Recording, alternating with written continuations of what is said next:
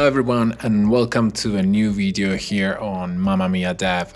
I hope you managed to spend some quality time with your loved ones during these holidays and took the chance to relax and prepare for the new year. I'm back more excited than ever with a new episode from the Avalonia series where we'll see how to implement drag and drop inside our application. If you like the video and want to support the channel, don't forget to like and subscribe. Let's start. The Avalonia documentation doesn't mention anything about drag and drop, at least by the time I'm making this video, even though the reference API page does mention a drag-drop class. After a quick research, I found a sample inside the official Avalonia repo, which confirmed Avalonia's built-in support was available and working. After spending some time making the whole Avalonia solution compile, I managed to run the sample project and test the drag and drop functionalities. So far so good. At that point, it was time to look at the code and try to understand what was going on under the hood. In short, Avalonia's drag and drop logic rotates around a static drag drop class. This class offers control over the life cycle of the drag and drop action and allows you to bind the specific events to any window or user control. But let's proceed with order. Everything starts with the user clicking and holding the mouse cursor on a UI element. This element needs to have its OnPointerPressed event handler attached to our own OnPointerPressed method. When this method gets called, you can check which UI element raised the event and verify with your logic if we can drag it around or not. You can also get the mouse position and simulate the draggable element following the mouse cursor. After that, you need to call the drag&drop.doDrag&drop method to officially start the drag and drop flow. This method accepts any pointer-related event, such as a pointer-pressed event args, a data object, which holds information about the element you are dragging, and a drag-drop effect, which will change the UI of the cursor. The doDrag&drop method is awaitable and won't return any result until you drop the item or cancel the drag and drop activity. Now that we are holding the mouse pointer, we can start dragging the item around the window. In this case, Avalonia will start raising a series of drag over events, and to make sure we get the call when the events are published, we need to subscribe our window using the addHandler method together with the drag over event and the function we want to be called when the event is raised. Let's do the same for the drop event, which you can guess is going to be raised when we drop the item or cancel the drag and drop action. The addHandler method is available to any UI control inheriting from the Avalonia interactive base class. It's very important to also tell Avalonia which one is the area allowed for dropping items, the drop zone, by setting the allowed drop property to true inside the XAML file, and on the UI container where we can drag our elements around. This is crucial because otherwise no drag over events will be fired. It's very common to update the UI inside the drag over function and make the item follow the mouse cursor, for instance, or just update the cursor to give the user some visual feedback on whether it's allowed to drop the item in a certain position or not. For instance, to update the cursor icon, you just need to set the drag effects property inside the drag event args parameter provided by the caller. Finally, once we find a nice spot to drop our item, we can release the mouse button and the drop method we subscribed to the drop event will be called. At this point, we can get the data object back from the event and check with our logic if the item can be dropped or not, and update the UI with any kind of feedback or animation. Once the drop method is completely executed, the doDrag&drop call will return a result inside the initial OnPointerPressed method that we can use as we prefer. After that, the drag and drop action can be considered officially concluded. Now, what we discussed is just the foundation of drag and drop functionalities. There are different ways to combine mouse events and drag and drop logic.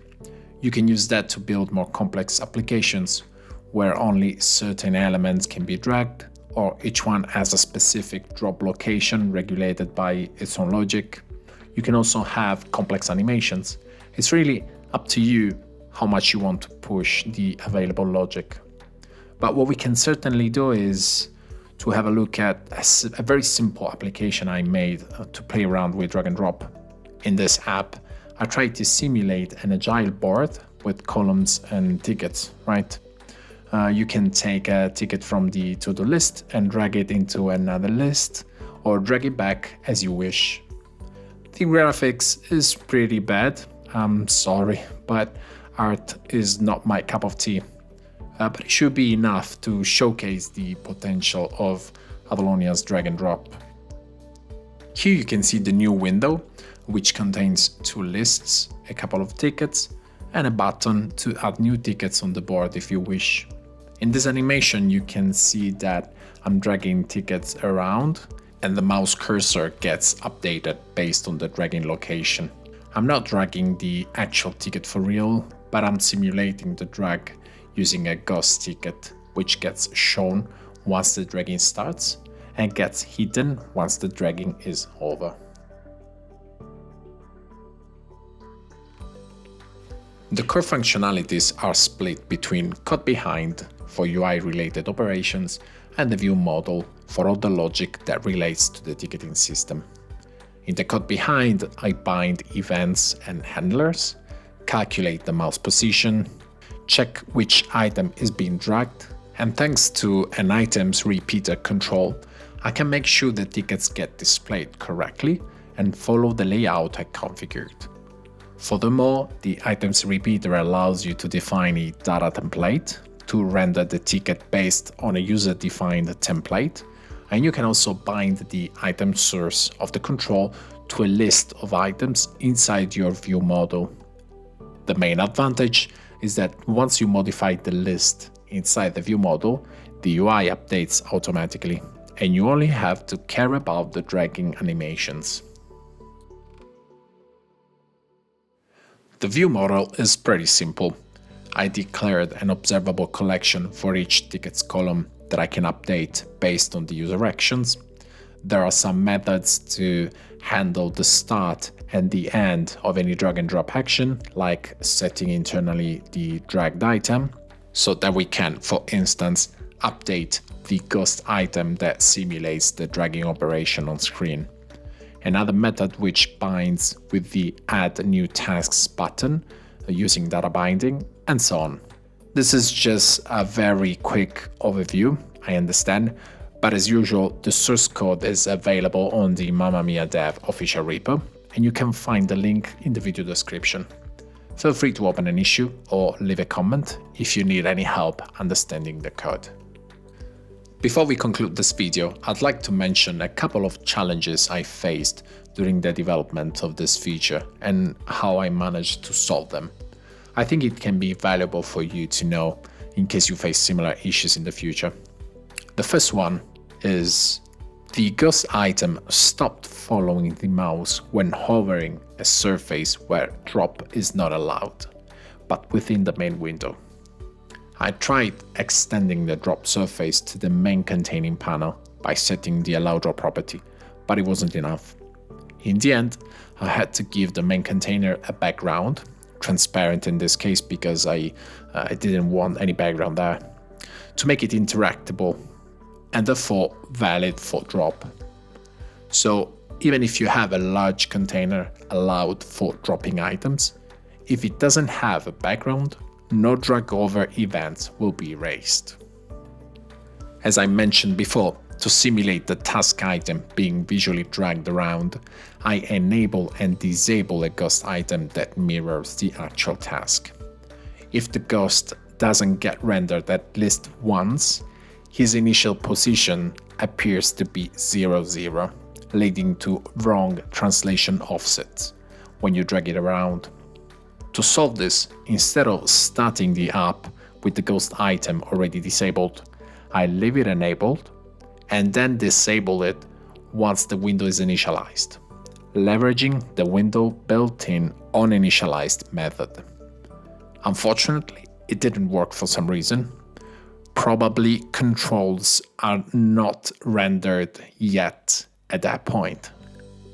To solve it definitely, I had to use the onLoaded method instead of the onInitialized one. To make sure the ghost doesn't appear behind other UI elements, it has to be rendered in front of everything. To do that, I had to declare it as the last element in the XAML file. This is because Avalonia renders UI elements based on the order they are declared inside the XAML file.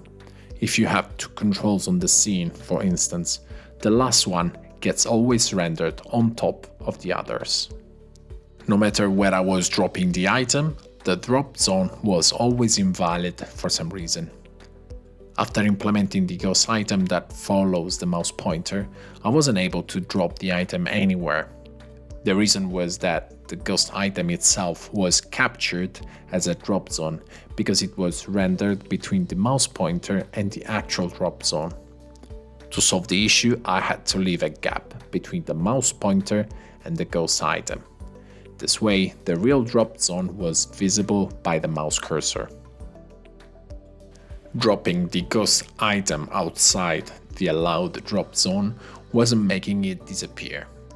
In this case, I thought the drop method was returning too early, missing the statement where we set the ghost item dot is visible to false. But apparently, the drop method wasn't called at all, and that's where I discovered that the await do drag drop call does wait for the drag and drop action to complete, always. The drop event is not raised if you drop the item outside the allowed drop zone. The solution was to make the ghost item invisible right after the await do drag drop, and not only within the drop method. And that's pretty much it for this video. As usual, you can find the source code on GitHub, and if you enjoyed this episode, make sure to subscribe and click on the notification bell so you don't miss the next one. Thanks for watching.